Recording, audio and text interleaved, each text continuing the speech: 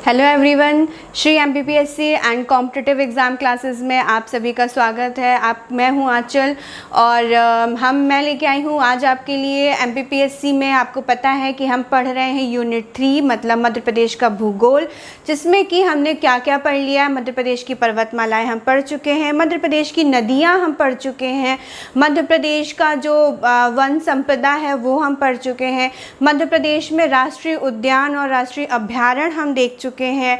और इसके अलावा मध्य प्रदेश में कौन कौन से कृषि है, मध्य प्रदेश की कृषि हम देख चुके हैं, उनके रासायनिक नाम, वानस्पतिक नाम, कहाँ कहाँ पे कौन कौन सी फसल मध्य प्रदेश में उगाई जाती है वो हम सब देख चुके हैं। आज हम देख रहे हैं मध्य प्रदेश में क्या देखने वाले हैं, खनिज संपदा आज हम देखेंगे मध्य प्रदेश में। अगर आपने वो सारी क्लासेस नहीं देखी हैं तो लिंक डिस्क्रिप्शन बॉक्स में है, आप उसे जाके प्लीज़ चेक करिएगा। यूनिट 3 तो मैं पढ़ा ही रही हूँ, यूनिट 1 में पढ़ा चुकी हूँ, उसका भी लिंक डिस्क्रिप्शन बॉक्स में है। अगर आपने वो सब कुछ भी नहीं देखा है तो जाके क्लिक करिए और देखिए। और क्या है, अभी पीएससी का एग्ज़ाम आने वाला है, उसमें आपको काफ़ी बेनिफिट होगा। हम बात कर रहे हैं आज खनिज संपदा की। तो क्या होता है खनिज? प्रकृति का, भूभाग का ऐसा पदार्थ, ऐसा चट्टानी पदार्थ, ऐसा पदार्थ, भूवैज्ञानिक की दृष्टि से ऐसा पदार्थ जो कि रासायनिक संगठन एवं परमाणु प्रक्रिया के स्वरूप बनता है, एवं जो कि क्या होता है, कार्बनिक और अकार्बनिक क्रियाओं के फल स्वरूप वो निर्मित होते हैं, खनिज कहलाते हैं। ठीक है, तो खनिज की बात करें तो मध्य प्रदेश में खनिजों का वर्गीकरण कुछ आधार पर किया गया है। हम वर्गीकरण के आधार पर हम सारी खनिज को पढ़ेंगे, लेकिन उसके पहले कुछ बात कर लेते हैं। जैसे कि मध्य प्रदेश खनिज विकास निगम की स्थापना हुई थी 19 जनवरी 1962 को। मध्य प्रदेश में जो खनिज नीति आई है, सबसे पहली खनिज नीति आई है वो आई है 1995 में। फिर इसमें कुछ संशोधन करके सेकंड खनिज नीति आई है आपकी 7 सितंबर 2010 को। मध्य प्रदेश के संदर्भ में बात करें तो मध्य प्रदेश का जो राजस्व और जो रॉयल्टी होता है वो सबसे ज़्यादा किस खनिज से आता है? कोयला से प्राप्त होता है आपका। फिर बात करते हैं मध्य प्रदेश का किस किस खनिजों में प्रथम स्थान है। तो मध्य प्रदेश का आपका तांबा, मैग्नीज और आपका डोलोमाइट और गेरू में प्रथम स्थान है, और कोयले के उत्पादन में मध्य प्रदेश का चौथा स्थान है। मध्य प्रदेश में कुल 30 प्रकार के खनिज उत्खनन किए जाते हैं, जिनमें से 23 उत्खनन अभी भी चल रहा है वर्तमान में। तो बात करते हैं खनिजों की। खनिजों का सबसे पहले हम वर्गीकरण के आधार पर खनिजों की बात करेंगे। तो वर्गीकरण की बात करें, यहाँ पे बात करते हैं धात्विक खनिज की। धात्विक खनिज, तो धात्विक खनिज की बात करें तो ऐसे खनिज, धात्विक खनिज कौन से होते हैं? ऐसे खनिज जो कि कठोर होते हैं और दिखने में चमकीले होते हैं, कठोर होते हैं, और इनको पीट कर, अर्थात जब इनको आप गलाएंगे, पीटेंगे तो पीट के एक तार बनाया जा सकता है। जब हम इनको गलाएंगे तो गला के आप दूसरी धातु भी बना सकते हैं। और क्या होता है, तो ये होते हैं आपके धात्विक खनिज, जिसमें कि जो ऊर्जा होती है और जो विद्युत होता है उसका संचालन होता है इन खनिजों में। तो ये हो जाते हैं आपके धात्विक खनिज। कौन कौन से हो गए धात्विक खनिज आपके? तो धात्विक खनिज आपका हो गया लोहा, तांबा, मैग्नीज, लोहा, तांबा, मैग्नीज, और हो गया आपका डोलोमाइट,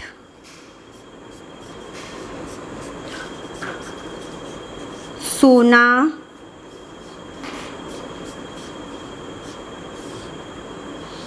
लोहा, तांबा, मैग्नीज, डोलोमाइट, सोना। फिर हो गया आपका टंगस्टन और टिन।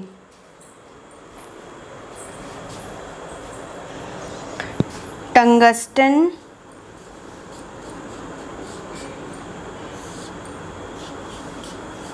और हो गया टिन। ठीक, फिर अब बात करते हैं अधात्विक खनिज की। अधात्विक खनिज कौन से होते हैं? अधात्विक खनिज ऐसे खनिज, अधात्विक खनिज में क्या आएंगे? ऐसे खनिज जो कि क्या होते हैं, जिनको आप पीटते हैं या जिनको आप गलाते हैं तो गला के वो क्या, जब पीटेंगे तो वो क्या हो जाते हैं, एकदम चूर चूर हो जाते हैं। तो जो कि ना तो जो कठोर नहीं होते हैं, जो जिसको पीटने पर वो लंबी तार या किसी अन्य धातु में बदलने की बजाय वो कैसे हो जाते हैं, भंगुर हो जाते हैं। इन्हें क्षण भंगुर प्रकृति के भी खनिज बोला जाता है। तो ये हो जाते हैं आपके अधात्विक खनिज। तो अधात्विक खनिज कौन कौन से होते हैं, हीरा, संगमरमर, अभ्रक, गेरू, ग्रेफाइट, एस्बेस्टस,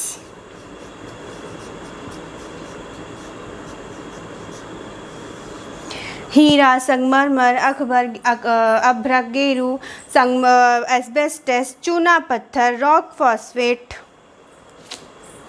चूना पत्थर,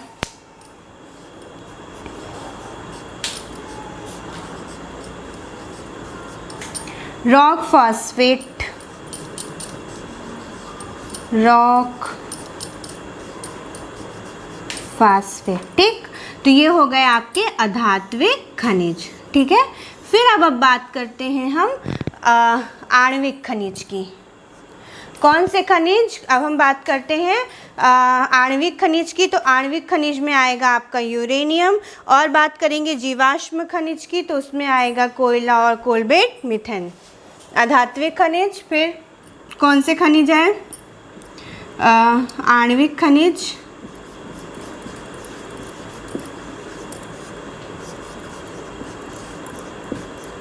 आणविक खनिज में आ गया आपका यूरेनियम,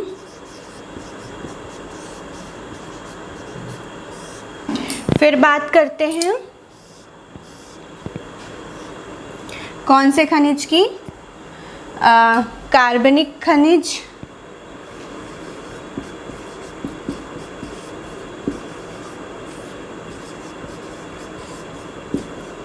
तो कार्बनिक खनिज में आ गया आपका क्या आ गया, कोयला और कोलबेट, मीथेन।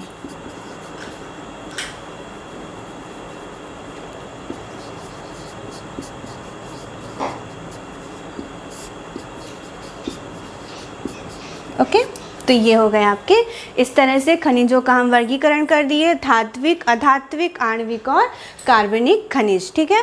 तो धात्विक खनिज लोहा, तांबा, मैग्नीज, डोलोमाइट, सोना, टंगस्टन, टिन। अधात्विक खनिज हीरा, संगमरमर, अभ्रक, गेरू, ग्रेफाइट, एस्बेस्टस, चूना पत्थर और फॉस्फेट। धात्विक खनिज कौन से होते हैं, जो दिखने में कठोर होते हैं, चमकीले होते हैं, जिनको पीट के आप तार बना सकते हैं और वो गलते नहीं हैं, दूसरी धातु में बदल हो सकते हैं। अधात्विक खनिज जो कि कठोर नहीं होते हैं, जिनको आप पीटेंगे तो वो क्या हो जाएंगे, चूर चूर हो जाएंगे। आप संगमरमर को पीटेंगे, कूटेंगे तो कण किसी अन्य धातु में नहीं बदलेगा, वो क्या हो जाएगा, चूर चूर हो जाएगा। इन्हें क्षण भंगुर प्रकृति के भी खनिज बोला जाता है। एक हो गया आणविक खनिज जिनमें अणुओं का रहता है, एक हो गया कार्बनिक खनिज जो कि कार्बनिक मतलब कि पृथ्वी में कई वर्षों के बाद जो बनते हैं, कार्बन से बनते हैं। तो कोयला और कोलबेट, मीथेन हो गए आपके। चलिए अब हम पढ़ते हैं एक एक करके सारे खनिज। तो पहले खनिज की बात करते हैं आपके लोहा की। लोहा की बात करें तो लोहा मध्य प्रदेश में शुद्ध रूप में, वैसे भी लोहा शुद्ध रूप में नहीं पाया जाता है। वो किस रूप में पाया जाता है, यौगिक के रूप में पाया जाता है। और लोहा आपका कैम्ब्रियन चट्टानों में पाया जाता है। किस में मिलता है लोहा, आपका कैम्ब्रियन चट्टानों में मिलता है, शुद्ध रूप में नहीं मिलता है। इसके चार यौगिक होते हैं, हेमेटाइट, और आपका हेमेटाइट हो गया, मैग्नेटाइट हो गया, लिथोनाइट हो गया, एंथ्रेसाइट हो गया। तो ये चार होते हैं। मध्य प्रदेश में जो पाया जाता है वो लिथोटाइट होता है, और हेमेटाइट मध्य प्रदेश में लोहा पाया जाता है। तो कहाँ कहाँ पे मिलता है मध्य प्रदेश में लोहा, वो देखते हैं। तो मध्य प्रदेश में जो लोहा है वो कटनी जिला आपका यहाँ पे है लोहा, और यहाँ पे मिल रहा है आपका कटनी जिला है। तो लोहा आपका कटनी के विजय राघवगढ़ में पाया जाता है। कटनी जिले में विजय राघवगढ़ एक तहसील है, वहाँ पे आपका लोहा पाया जाता है। ठीक है, तो लोहा मध्य प्रदेश में कहाँ पाया जाता है? तो कटनी में पाया जाता है, कटनी के विजय राघवगढ़ में पाया जाता है। और यहाँ पे जबलपुर में भी लोहा पाया जाता है। यहाँ पे जबलपुर है और जबलपुर में भी आपका लोहा पाया जाता है। ठीक है, लोहा आपका कटनी और जबलपुर में पाया जाता है। और लोहा कौन सी चट्टानों में मिलता है? तो कैम्ब्रियन चट्टानों में मिलता है। कैम्ब्रियन, और एक और चट्टान है जिसका नाम है कायांतरित।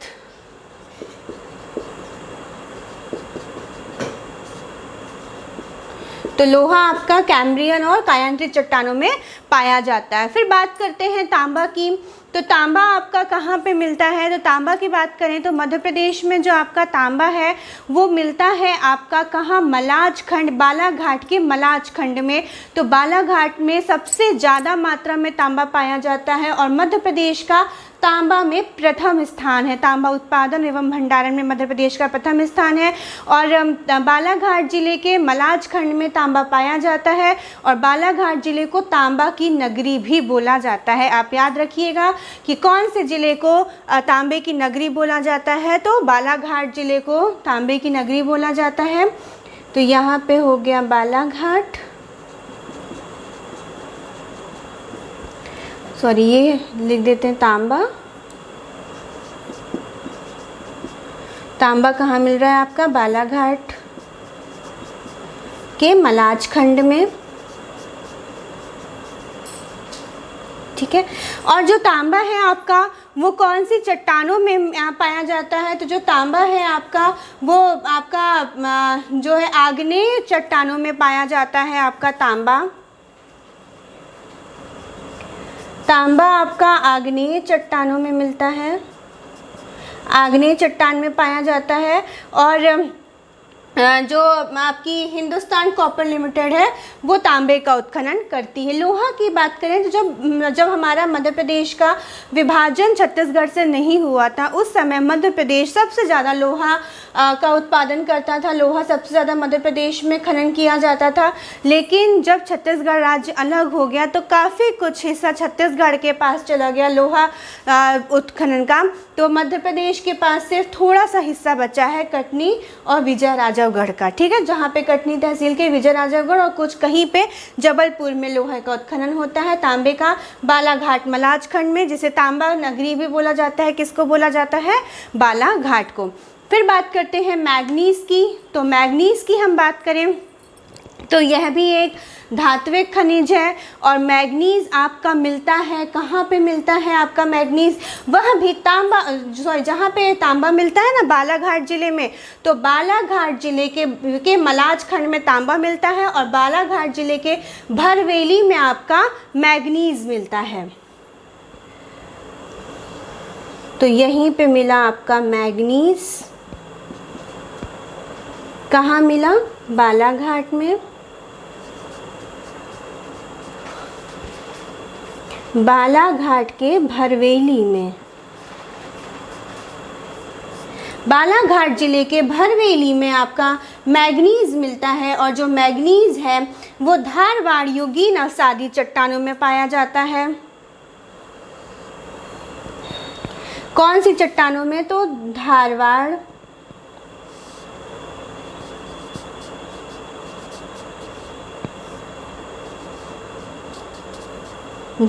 युगीन चट्टानों में आपका मैग्नीज मिलता है। ठीक है, मैग्नीज आपका धारवाड़ युगीन चट्टान में मिलता है। कहाँ मिलता है? बालाघाट और छिंदवाड़ा और बालाघाट के भरवेली में मिलता है। और जो भरवेली है वहाँ पे एशिया का सबसे बड़ी मैग्नीज संयंत्र की खान है। तो कहाँ पे है? तो मैग्नीज सबसे बड़ी मैग्नीज संयंत्र की खान आपकी भरवेली के बालाघाट में है। इस तरह से अभी हमने कितनी खनिज पढ़ लिए? लोहा, मैग्नीज, तांबा, तीनों अभी हमने क्या पढ़ा, धात्विक खनिज पढ़े। लोहा आपका कैम्ब्रियन चट्टान में मिलता है। कहाँ पाया जाता है, मध्य प्रदेश में कटनी जिले के राजागढ़, विजय राजागढ़ तहसील है वहाँ पे, और जबलपुर जिले में लोहा मिलता है। तांबा आपका कहाँ मिलता है, तो बालाघाट के मलाज खंड में मिलता है। तांबा आग्नेय चट्टान में मिलता है। और तांबा जो है आपका वो जो बालाघाट है उसे तांबे की नगरी भी बोला जाता है, क्योंकि बहुत ज़्यादा प्रतिशत, बहुत बड़ी बड़ी खानें हैं, बहुत बड़ी बड़ी खदानें हैं तांबे की बालाघाट में, इसलिए बालाघाट को तांबा नगरी बोलते हैं। मैग्नीज भी आपका बालाघाट में, लेकिन भरवेली जिला में पाया जाता है। बालाघाट जिले के भरवेली तहसील में पाया जाता है आपका मैग्नीज, और भरवेली में ही एशिया की सबसे बड़ी मैग्नीज की संयंत्र की खान है आपकी, ठीक है। फिर नेक्स्ट कौन बचा, लोहा, तांबा, मैग्नीज। बात करते हैं डोलोमाइट की। डोलोमाइट आपका कहाँ पाया जाता है, तो डोलोमाइट की बात करें तो ये जो डोलोमाइट है आपका, ये मैग्नीशियम का एक अयस्क है, और ये आपका झाबुआ अलीराजपुर में पाया जाता है, ठीक है। यहाँ पे आ गया झाबुआ अलीराजपुर, ये हो गया डोलोमाइट। डोलोमाइट के बारे में हमने क्या बोला, कहाँ पाया जाता है, झाबुआ अलीराजपुर में, यहीं पे लिख देते हैं, झाबुआ अलीराजपुर में आपका डोलोमाइट पाया जाता है, और ये मैग्नीशियम का एक अयस्क है, ठीक है। डोलोमाइट आपका मैग्नीशियम का अयस्क है। फिर बात करते हैं, नेक्स्ट है आपका टंगस्टन की। किसकी बात कर रहे हैं, अच्छा सोना है, सोना की बात करते हैं। तो सोना की बात करें हम तो यह आपका सीधी, सिंगरौली और कटनी ज़िले में आपका पाया जाता है सोना। अभी 2017 में सीधी, सिंगरौली में, 2019 में कटनी ज़िले में सोना की खदान की खोज की गई है। तो कहाँ, सीधी, सिंगरौली और कटनी में सोना कहाँ मिला, सीधी, सिंगरौली। सिंगरौली के भी ना जो मझौली खान है वहाँ पे आपका सोना मिला है, और सिंगरौली की जो मझौली खान है वहाँ पे आपका सोना मिला है, सीधी, सिंगरौली में, ठीक है। फिर बात करते हैं टंगस्टन। तो टंगस्टन आपका पाया जाता है होशंगाबाद में। टंगस्टन कहाँ पे पाया जाता है, टंगस्टन आपका पाया जाता है होशंगाबाद में, और यह जो वोल्फ्राम है वो टंगस्टन का एक महत्वपूर्ण अयस्क है। टंगस्टन हमारा कहाँ मिल रहा है, होशंगाबाद में, यहाँ पे है होशंगाबाद, यहाँ पे है टंगस्टन।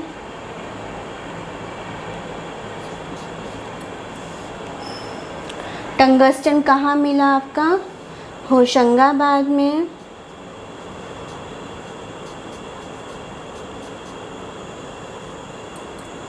और टंगस्टन का एक अयस्क कौन सा है, वोल्फ्राम, ठीक है। वोल्फ्राम टंगस्टन का एक अयस्क है।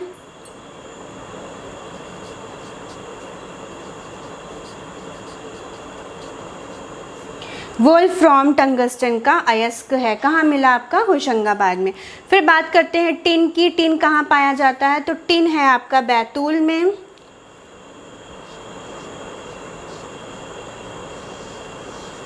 यहाँ पे है आपका टिन। टिन कहाँ पाया जाता है, बैतूल में पाया जाता है, बैतूल ज़िले में। ये सब याद करने वाली चीज़ें, ये सब आप पूछता है कि ना टिन कहाँ मिलता है, तो टिन बैतूल में मिलता है। तो और ये पूछेगा कि एशिया की सबसे बड़ी जो आपकी वो है मैग्नीज की जो खदान है वो कहाँ पे है, तो कहाँ पे है, बालाघाट ज़िले के भरवेली में है। फिर तांबा नगरी किसको बोलते हैं, तो बालाघाट को बोलते हैं। और बालाघाट मलाज खंड भी अगर ऑप्शन में होता है तो आप मलाज खंड भी क्लिक कर सकते हैं। फिर अगर ये बोलता है कि जो लोहा है वो किस प्रकार की चट्टानों में पाया जाता है। तो लोहा आपका कैम्ब्रियन चट्टानों में पाया जाता है, तांबा आपका आग्नेय चट्टान में पाया जाता है। डोलोमाइट कहाँ मिलता है? तो डोलोमाइट आपका झाबुआ अलीराजपुर मिलता है। डोलोमाइट किसका अयस्क है? तो डोलोमाइट मैग्नीशियम का अयस्क है। और वोल्फ्राम किसका अयस्क है? तो वोल्फ्राम टंगस्टन का अयस्क है। सारे प्री के हिसाब से क्वेश्चन चल रहे हैं। और इसके साथ साथ ये भी चीज़ें याद रखनी है कि कौन कौन से धात्विक खनिज हैं, कौन कौन से अधात्विक खनिज हैं। मतलब कि अगर पूछेगा कि संगमरमर कौन सा खनिज है, धात्विक है कि अधात्विक है, तो ये लिस्ट भी याद रखनी है। इसीलिए ये लिस्ट बताई गई है कि संगमरमर कौन सा खनिज है, तो अधात्विक खनिज है, ग्रेफाइट अधात्विक, तांबा धात्विक खनिज है। ठीक है, तो ये बताया गया। और डेफिनेशन मैंने इसीलिए बताई जैसे ये भी चीज़ें याद रहें कि जैसे अगर हम हीरा को तोड़ेंगे, ये भी चीज़ याद रखना। अधात्विक का मतलब होता है जब आप किसी चीज़ को पीटते हैं, किसी धातु को तोड़ते हैं, तो वो चकनाचूर हो जाती है, वो किसी अन्य धातु में नहीं बदलती।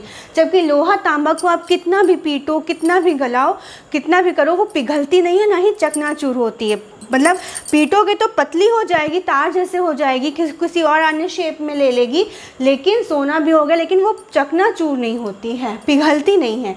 हीरा, संगमरमर सब पिघल जाते हैं, ग्रेफाइट, ओफाइट सब, चूना पत्थर, रॉक, फॉस्फेट सब पिघल जाता है। तो इस तरह से अभी मैंने जो बताया यहाँ पे, ये सारे धात्विक खनिज हो गए हैं। अब हम पढ़ते हैं अधात्विक खनिज। लेकिन उसके पहले मैं एक बार ना इन सबको रेड से लिख दूँ, जिससे पता चले कि खनिज लिखे हुए हैं ये, नहीं तो फिर ब्लैक में ही ना पूरा वो होगा। ये क्या था? डोलोमाइट था।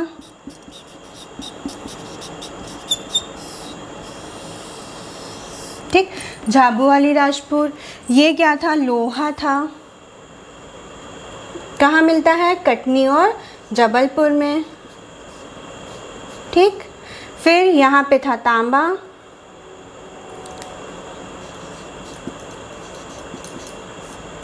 और ये है मैग्नीज। ठीक है, तो ये हो गए आपकी कुछ धात्विक खनिजें। बात करते हैं अधात्विक खनिज की। तो अधात्विक खनिज में हम बात कर रहे हैं हीरा की।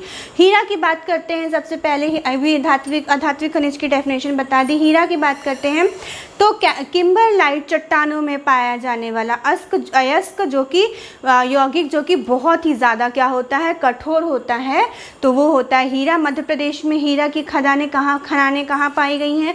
तो आपको पता है कि पन्ना जिला, पन्ना को हम क्या बोलते हैं? हीरा नगरी भी बोला जाता है। पन्ना में काफ़ी हीरा मिला है। और इसके अलावा सतना के जो कोटवार है, वहाँ पे भी हीरा की खदानें पाई गई हैं। ठीक है, तो हीरा कहाँ? पन्ना, सतना, छतरपुर में मिला है। और जो मध्य प्रदेश का पहला डायमंड म्यूज़ियम है वो बनेगा आपका खजुराहो में। और मध्य प्रदेश का पहला डायमंड पार्क बनेगा आपका पन्ना में। ठीक है, कहाँ बात किए? पन्ना। तो ये रहा आपका यहाँ पे पन्ना, तो यहाँ पे रहा हीरा। हीरा आपका कहाँ हुआ? पन्ना, छतरपुर, दोनों जगह। हीरा कहाँ मिला आपका? पन्ना, छतरपुर। ठीक है, पन्ना छतरपुर में आपका हीरा मिलता है। और हीरा के बाद अभी मैंने क्या की कि पन्ना में क्या कौन सा खुल रहा है? Diamond park.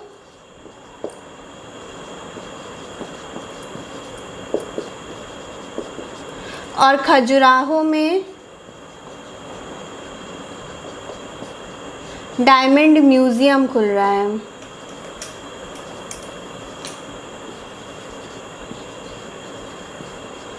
ठीक है, खजुराहो में डायमंड म्यूज़ियम, पन्ना में डायमंड पार्क खुल रहा है। और पन्ना आपकी अत्यंत कठोर धातु है, लेकिन पन्ना एक अधात्विक खनिज है। पन्ना को जब आप तोड़ते हैं तो वह हीरा को जब आप तोड़ते हैं तो वह चूर चूर हो जाता है। पन्ना के हिनौता में, सतना के कोटरिया में, छतरपुर के अंगोर में यह पाया जाता है। और मध्य प्रदेश का पहला डायमंड म्यूज़ियम तो मैंने बता दिया खजुराहो में। और पन्ना के कहाँ पे? पन्ना छतरपुर में। पन्ना के कहाँ पे? हिनौता में।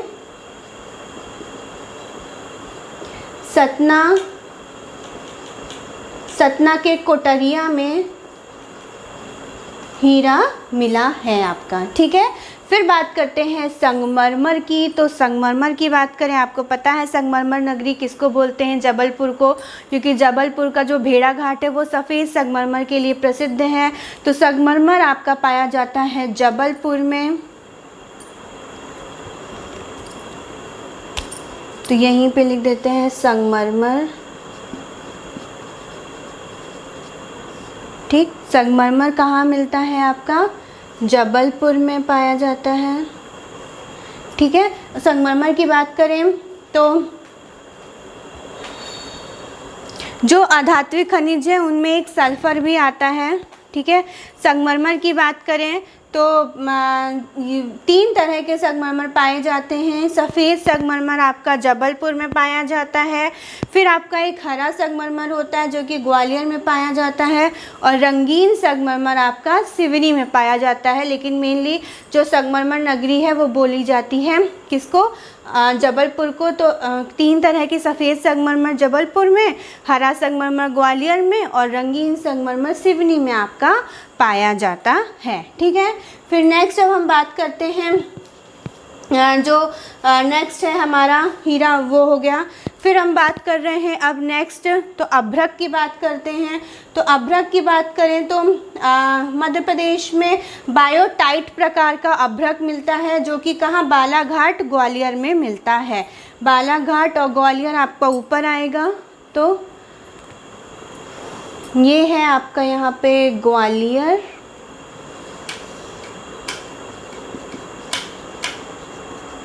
ठीक है। और ग्वालियर में आपका मिलता है अभ्रक। ग्वालियर में क्या मिलता है? अभ्रक मिलता है। और कौन सा प्रकार मिलता है? तो बायोटाइट प्रकार मिलता है। अभ्रक का बायोटाइट प्रकार आपको मिलता है। कहाँ पे मिलता है? ग्वालियर में भी मिलता है और जबलपुर में भी आपका अभ्रक मिलता है, ठीक है। फिर बात करते हैं गेरू की। तो गेरू जो है आपका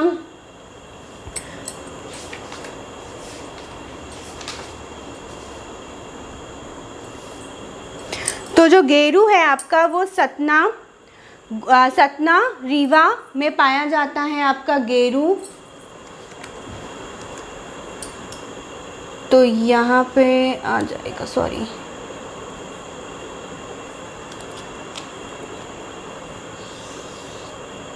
यहाँ पे आ जाएगा गेरू, और गेरू मिलेगा आपका सतना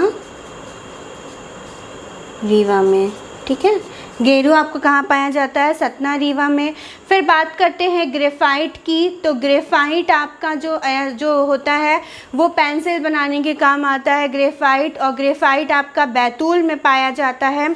तो जहाँ पे ये टिन है वहीं पे हम लिख देते हैं यहाँ पे ग्रेफाइट।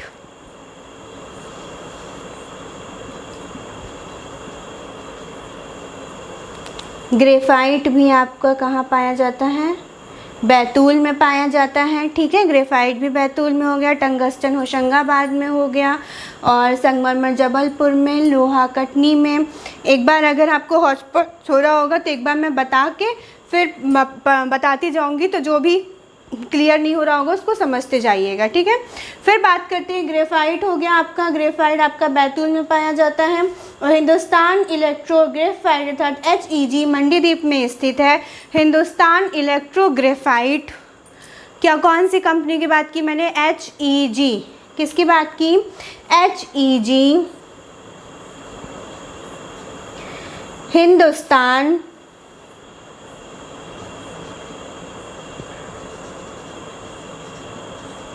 इलेक्ट्रो ग्रेफाइट कहाँ पे स्थित है? तो मंडीदीप में, मंडीदीप रायसेन में, मंडीदीप में HEG कंपनी स्थित है, ठीक है।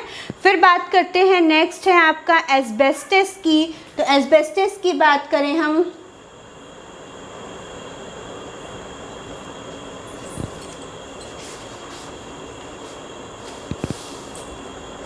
तो एस्बेस्टस आपका जो है वो अग्निरोधी रेशेदार खनिज है। इसका उपयोग अग्निरोधी वस्त्र बनाने के लिए किया जाता है।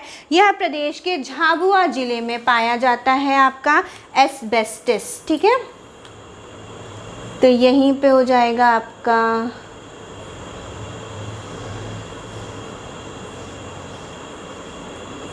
एस्बेस्टस।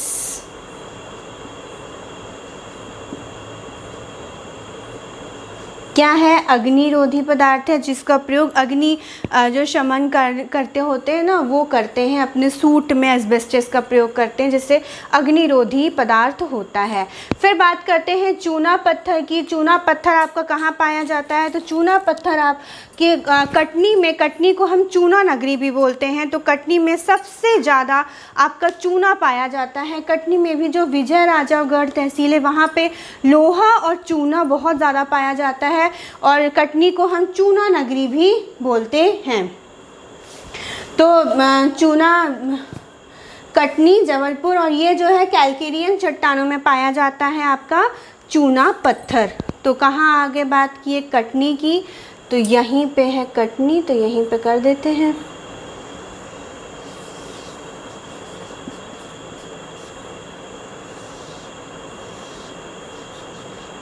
कहाँ पाया जाता है? कटनी में। और हमारी जो चूना पत्थर है कौन सी चट्टानों में मिलता है? तो वो मिलता है कैल्केरियन चट्टानों में।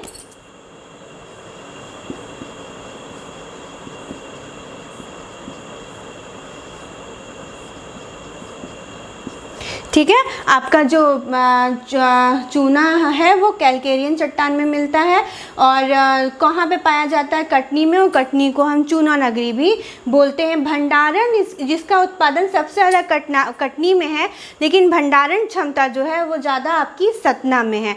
तो कटनी और सतना जो है दोनों जगह आपका ये जो चूना पत्थर है वो पाया जाता है। फिर बात करते हैं रॉक फास्फेट की। तो जो रॉक फास्फेट है आपका वो आपका पाया जाता है झाबुआ और खरगोन में। ठीक है, इसका प्रयोग उर्वरक बनाने में किया जाता है।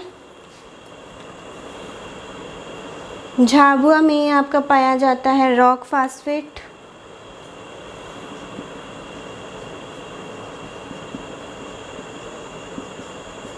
और रॉक फास्फेट का उपयोग किया जाता है किसमें? उर्वरक बनाने में।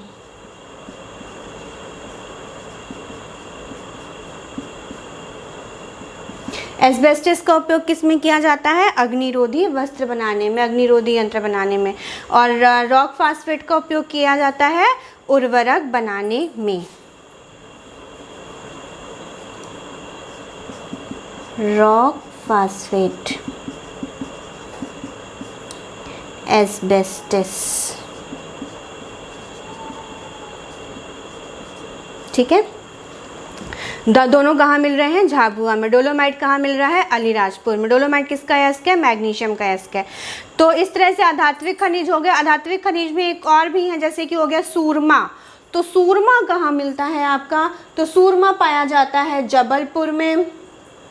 फेल्सपार, फेल्सपार कहाँ पे पाया जाता है? तो यह पाया जाता है जबलपुर शहडोल में। जबलपुर में संगमरमर हो गया, जबलपुर में लोहा हो गया, और जबलपुर में आपका क्या मिल रहा है? तो जबलपुर में मिल रहा है आपका, अभी क्या बात की मैंने? सूरमा की। सूरमा मिल रहा है आपका जबलपुर में, और वहाँ पे क्या क्या मिल रहा है? और उसके अलावा और मिल रहा है आपका फेल्सपार।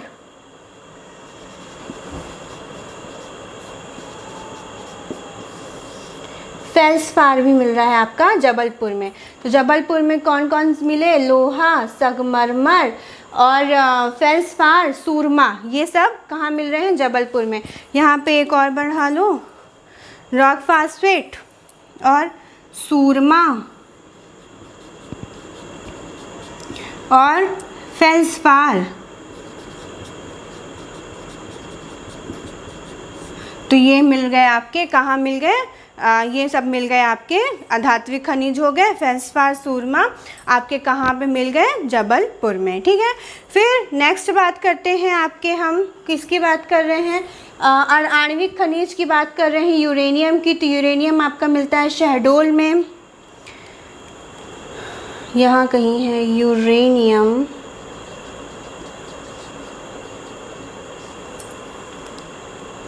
यूरेनियम कहाँ मिल रहा है? शहडोल।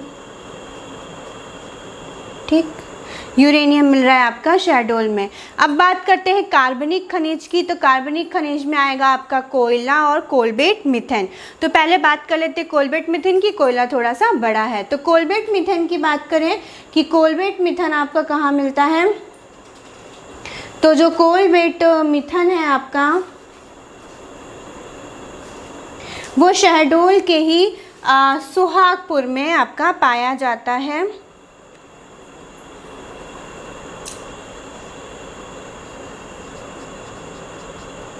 कहाँ मिलता है, शहडोल के ही सुहागपुर में कोलबेट मीथेन आपका पाया जाता है। अब बात करते हैं, हम बात कर रहे हैं कोयला की। कोयला की बात करें अगर, तो मध्य प्रदेश की आर्थिक जो समृद्धि है उसमें कोयले का बहुत बड़ा योगदान है। कोयले को उद्योगों की जननी कहा जाता है। कोयले को की 4 किस्मों में जो मध्य प्रदेश में जो कोयले को किसकी उद्योगों की जननी कहा जाता है, मध्य प्रदेश जो कोयले की 4 किस्में हैं उसमें जो मध्य प्रदेश में पाया जाता है कोयला वो बिटुमिनस प्रकार का कोयला है, जो कि मध्य प्रदेश में आपका पाया जाता है बिटुमिनस प्रकार का कोयला। ठीक है, तो कोयला की हम बात करें तो कोयला को 2 भागों में बांटा गया है। एक है आपका सतपुड़ा का कोयला क्षेत्र और एक है आपका मध्य भारत का कोयला क्षेत्र। ठीक है, तो कौन सा कोयला क्षेत्र है अभी यहाँ पे बोर्ड में जगह नहीं बची है, तो मैं आपको बस एक मौखिक तौर पे बता रही हूँ। जो मेन होगा वो यहाँ पे साइड में इधर उधर लिख दूँगी। ठीक है, रेड से ही लिखूँगी, ब्लैक से काफ़ी हौच पौच हो जाएगा। तो बात कर रहे हैं हम कोयला की, तो 2 भागों में बांटा गया, 2 क्षेत्रों में बांटा गया है। एक है आपका कौन सा कोयला क्षेत्र, सतपुड़ा कोयला क्षेत्र, और एक है आपका एक सतपुड़ा है और एक है आपका मध्य भारत का कोयला क्षेत्र। ठीक है, तो मध्य भारत के कोयला क्षेत्र की बात करें तो देखिए सबसे ज़्यादा खनिज आपको इसी तरफ दिख रहे हैं, पूरब की तरफ, है ना। तो अगर हम मध्य भारत के कोयला क्षेत्र की बात करें तो उसमें आता है आपका सुहागपुर, सिंगरौली, उमरिया, जोहिला, कोरार घाटी। ठीक है, कोयला को 2 भागों में बांटा गया है, मध्य भारत का कोयला क्षेत्र और सतपुड़ा का कोयला क्षेत्र।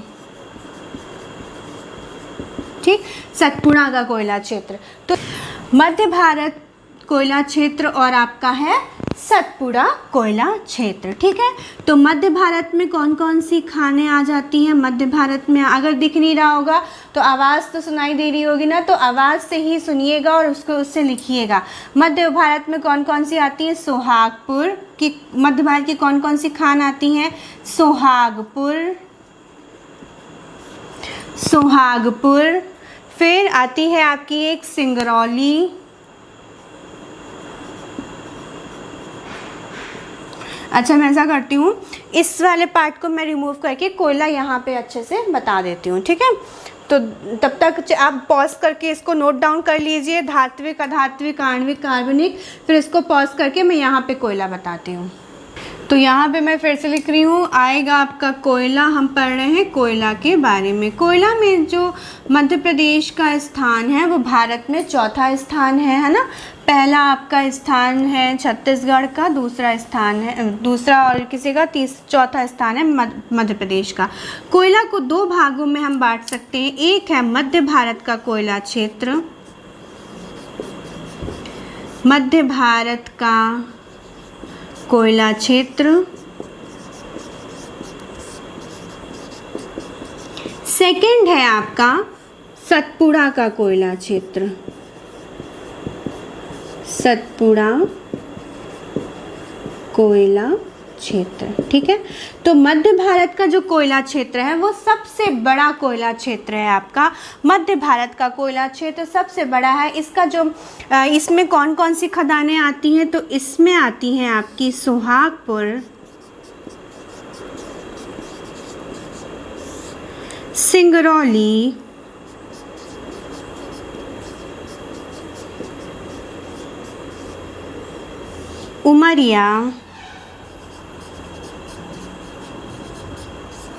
उमरिया, फिर आएगा आपका जोहिला,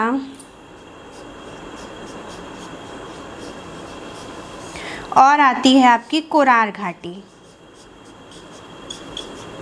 ठीक है। तो कौन कौन सी आ गई मध्य भारत कोयला क्षेत्र में? सुहागपुर, सिंगरौली, उमरिया, जोहिला, कुरार, ये सब खानें आती हैं। सुहागपुर की बात करें तो सुहागपुर आपका सबसे बड़ा कोयला की खान है आपकी सुहागपुर शहडोल में, जो कि कहाँ से कहाँ तक फैली हुई है, जो कि शहडोल के जो आपका घुनघुटी रेलवे स्टेशन है वहाँ से लेकर के पश्चिमी सतपुड़ा तक आपकी फैली है सुहागपुर की कोयला की खदान, ठीक है। और यहाँ पे इस खदान का सबसे पहले पता लगाया गया था 1830 में। तो सुहागपुर का सबसे पहले खान का सबसे पहले पता लगाया गया था 1830 में। वहाँ पे जो 3 तरह की 3 परतों में खदानें हैं, जो हर परत का खदान का जो उत्खनन है वो अभी भी चल रहा है, इतना कोयला है वहाँ पे। फिर बात करते हैं सिंगरौली की। तो सिंगरौली का जो आपका एरिया है, तो सिंगरौली की जो खदान है वो सिंगरौली से लेकर के आपके उत्तर प्रदेश के सोनभद्र तक फैली हुई है। और ये इसका जो सिंगरौली में जो कोयला की जो खदान है वो भी आपकी कितनी है? अगर कुल क्षेत्रफल की बात करें तो सिंगरौली का जो खदान की क्षेत्रफल है सिंगरौली से सोनभद्र तक लेकर के वो है आपका 2330 वर्ग किलोमीटर क्षेत्रफल में आपका कोयले की खदान फैली हुई है। उमरिया में जो उत्खनन था वो हो चुका है, अब वहाँ पे ज़्यादा खनन बचा नहीं है। जोहिला में जोहिला नदी जो यहाँ पे अमरकंटक अनूपपुर के पास बहती है, उसके जो पश्चिमी तरफ है वहाँ पे कोयले की खदान है, जो कि जहाँ पे उत्खनन अभी चल रहा है। और कुरार घाटी में भी अभी उत्खनन अभी चल रहा है, वहाँ पे भी अभी पूरी तरह से पूरी तरह से कोयला खाली नहीं हुआ, लेकिन उमरिया में कोयला की जो खदान है वो अब धीरे धीरे खाली हो गई है, वहाँ से जो कोयला है वो निकाला जा चुका है।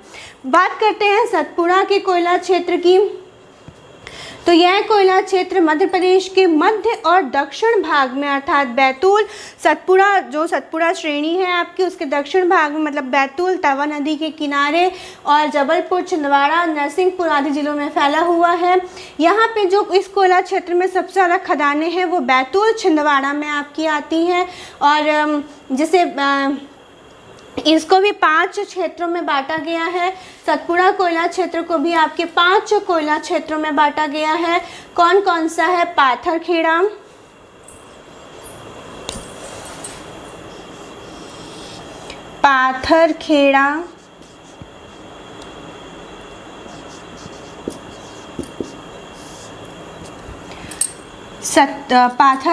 पाथरखेड़ा के बाद सतपुड़ा, तवा, पेंच, कान्हन। तो ये कोयला क्षेत्र हैं जो कि सतपुड़ा के अंदर 5 क्षेत्रों में बांटा गया है।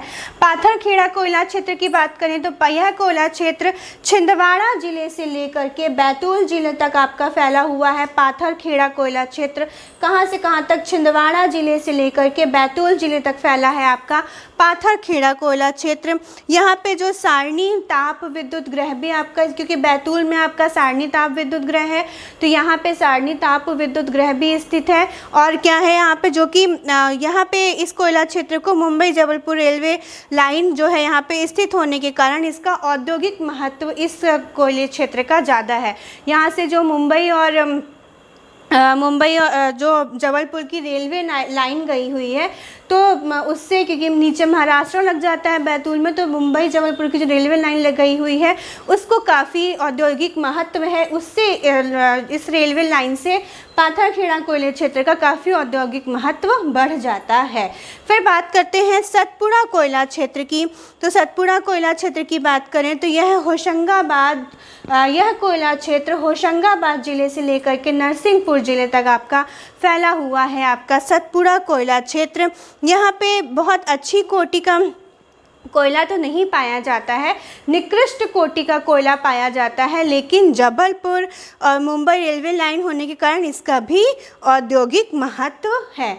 ठीक है। तो सबसे अच्छा कोयला आपका इस मध्य भारत का जो कोयला क्षेत्र है वहाँ पे सबसे अच्छा, सबसे उच्च कोटि का पाया जाता है, जो कि सुहागपुर सिंगरौली में पाया जाता है। पाथरखेड़ा सतपुड़ा में इतना उच्च कोटि का कोयला नहीं पाया जाता, यहाँ पे निकृष्ट कोटि का कोयला आपका पाया जाता है। फिर बात करते हैं तवा कोयला क्षेत्र की। तो जो होशंगाबाद यहाँ से जो आपकी तवा नदी बहती है, तो तवा नदी के यहाँ पे दोनों किनारों में यह कोयला क्षेत्र आपका पाया जाता है। कहाँ पे? तवा नदी के दोनों तरफ कोयला क्षेत्र पाया जाता है। और यहाँ पे जो कोयले की बहुत छोटी छोटी खानें पाई जाती हैं, लेकिन इनका उत्खनन अभी चालू नहीं है। पेंच कोयला क्षेत्र की बात करें तो पेंच कोयला क्षेत्र आपका छिंदवाड़ा जिले के में जो पेंच नदी बहती है वहाँ पे पाया जाता है। इसमें भी ज़्यादा अभी उत्खनन नहीं हो रहा है। फिर कान्हन कोयला क्षेत्र की बात करें तो कान्हन कोयला क्षेत्र आपका छिंदवाड़ा जिले के पश्चिम में कान्हन कोयला क्षेत्र है आपका, जो कि पाया जाता है। और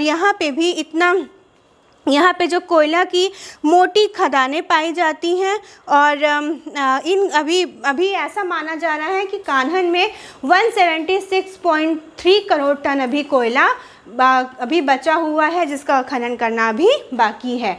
तो इस तरह से आपके हो गए मध्य भारत कोयला क्षेत्र, सतपुड़ा कोयला क्षेत्र, ठीक है। तो इस तरह से आपके खनिज कंप्लीट हो गए। मैंने बोला था एक बार मैं मैप बता दूंगी एक बार फिर से। तो देखिए क्या है, डोलोमाइट, ठीक है। कौन सा खनिज है? डोलोमाइट धात्विक खनिज है। कहाँ पाया जा रहा है? आपका झाबुआ अलीराजपुर में। देखिए एरो बनाया है मैंने, किसका अयस्क है? मैग्नीशियम का अयस्क। जो रेड से लिखे हुए हैं वो क्या है? खनिज। जो ब्लैक से लिखे हैं वो कहाँ पे पाए जाते हैं, उसके बारे में थोड़ी बहुत डिटेल की कहाँ पाया जा रहा है। फिर रॉक फास्फेट, देखिए यहाँ से मैंने एरो बनाया है ना, कहाँ पाया जाता है? झाबुआ में। रॉक फास्फेट का उपयोग क्या होता है? उर्वरक बनाने में किया जाता है। एस्बेस्टस कहाँ पाया जाता है? झाबुआ में। एस्बेस्टस का उपयोग क्या होता है? अग्निरोधी संयंत्र बनाने में या वस्त्र बनाने में। टिन कहाँ पाया जाता है? बैतूल में। टंगस्टन होशंगाबाद में। ग्रेफाइट आपका पाया जाता है। ग्रेफाइट भी आपका देखिए यहाँ से एरो बना है बैतूल में, तो ग्रेफाइट भी आपका बैतूल में पाया जाता है। और जो पेंसिल वेंसिल होती है वो भी ग्रेफाइट से ही बनती हैं। टंगस्टन का एक अयस्क है जिसका नाम है वोल्फ्राम। पीएससी क्वेश्चन पूछ सकता है कि वोल्फ्राम किसका अयस्क है, तो टंगस्टन का अयस्क है। फिर बात करते हैं चूना पत्थर कहाँ पाया जाता है? कटनी में। कटनी और सतना में। और कटनी को क्या बोला जाता है? चूना नगरी भी बोला जाता है। जो चूना है उसका उत्पादन सबसे ज़्यादा कटनी में है, लेकिन भंडारण क्षमता कहाँ पे है? सतना जिले में है। संगमरमर आपको कहाँ पाया जाता है? जबलपुर में। सफ़ेद संगमरमर जबलपुर में, हरा संगमरमर ग्वालियर में, और जो रंगीन संगमरमर होता है आपका वो कहाँ पाया जाता है? सिवनी जिले में पाया जाता है। जबलपुर को संगमरमर नगरी भी बोला जाता है। जबलपुर में देखिए बीच में जबलपुर है, बहुत सी चीज़ें पाई जाती हैं। एक संगमरमर हो गया, एक हो गया आपका सूरमा कहाँ पाया जाता है? जबलपुर में। ये कैसे है? अधात्विक खनिज है, मतलब आप इनको तोड़ेंगे तो चूर चूर हो जाएंगी। और फेल्सपार भी आपका पाया जाता है जबलपुर में। और कहाँ? जबलपुर में आपका लोहा भी पाया जाता है, ठीक है। फिर बात करते हैं चूना जो है आपका किस चट्टान में मिलता है, तो चूना आपका मिलता है कैलकेरियन नामक चट्टान में, ठीक है। ग्वालियर में क्या पाया जाता है? अभ्रक, और ये किस प्रकार का है? बायोटाइट प्रकार का है। फिर बात करते हैं हीरा आपका कहाँ पाया जाता है? तो हीरा कैम्ब्रियन चट्टान में मिलता है। हीरा आपका पाया जाता है पन्ना, छतरपुर में। पन्ना के हिनौता जिले में छतरपुर में पाया जाता है। और सतना जिले के कोटरिया में आपका हीरा मिला है।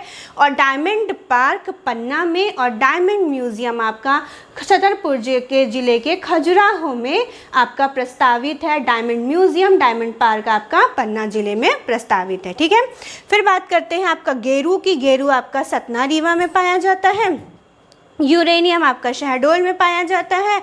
और तांबा आपका कहाँ पाया जाता है? तो बालाघाट जिले के मलाज खंड में तांबा पाया जाता है। और बालाघाट को तांबा नगरी भी बोला जाता है। मैग्नीज आपका कहाँ पाया जाता है? तो बालाघाट जिले के भरवेली में आपका मैग्नीज पाया जाता है। मैग्नीज की बात करें तो एशिया का सबसे बड़ा संयंत्र खान कहाँ पे है? आपकी जो बालाघाट जिले के भरवेली में आपकी मैग्नीज़ की एशिया की सबसे बड़ी संयंत्र खान है। जो मैग्नीज़ है आपका वो धारवाड़ युगीन एवं अवसादी चट्टानों में आपका पाया जाता है। ये चट्टान मैं इसलिए बता रही हूँ कि पीएससी ऐसा भी क्वेश्चन कभी कभी पूछ लेता है कि जो ये जो खनिज है ये किन चट्टानों में पाया जाता है। संगमरमर किस चट्टान में पाया जाता है? संगमरमर का पूछा है उसने कि संगमरमर किस प्रकार की चट्टान में मिलता है। चूना किस प्रकार की चट्टान में मिलता है? चूना कैल्केरियन चट्टान में मिलता है। फिर शहडोल में आपका पाया जाता है यूरेनियम, और कोलबेट मिथन भी आपका शहडोल में पाया जाता है। इस तरह से आपके हो गए हैं सारे के सारे क्या खनिज कंप्लीट। कोयला सबसे बड़ा क्षेत्र है। अगर विभाजन के पहले मध्य प्रदेश और छत्तीसगढ़ जब एक थे तब सबसे बड़ा हमारा जो कोयला का उत्पादन भंडारण था वो यहीं था। बहुत किलोमीटर था, लेकिन जब छत्तीसगढ़ राज्य अलग हुआ तो आधे से ज़्यादा खदानें हमारी चली गई कहाँ? छत्तीसगढ़ राज्य में चली गई हैं। तो मध्य भारत कोयला क्षेत्र, लेकिन अभी भी जो मध्य भारत कोयला क्षेत्र है जिसमें सुहागपुर, सिंगरौली, उमरिया, जोहिला, कुरार घाटी आती हैं, तो इन कोयला क्षेत्रों में उत्कृष्ट कोटि का कोयला पाया जाता है और यहाँ पे बड़ी बड़ी खदानें भी हैं, खानें भी हैं कोयले की। सतपुड़ा कोयला क्षेत्र में आता है पाथरखेड़ा, सतपुड़ा, तवा पेंच, कान्हन कोयला क्षेत्र। इनमें निकृष्ट कोटि का पाया जाता है। इनमें से कुछ की खुदाई हो चुकी है, कुछ की हो रही है, और यहाँ पे जो मुंबई जबलपुर जो रेलवे लाइन आपकी जाती है उसके कारण इन कोयला क्षेत्रों का उपयोग यहाँ पे बढ़ गया है। इस कारण ये जो इन कोयला क्षेत्रों की उपयोगिता बढ़ गई है। ठीक है, तो ये हो गए आपके खनिज कंप्लीट। आज की क्लास में खनिज हो गए हैं। यूनिट 3 आपका खनिज कंप्लीट हो चुकी है। अब आपका बचा है यूनिट 3 में पशुपालन, सिंचाई और विद्युत योजनाएं और जलवायु।